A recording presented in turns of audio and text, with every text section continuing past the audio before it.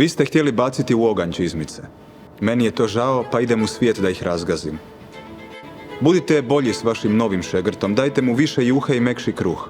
Čizme ću vam vratiti. Hlapi.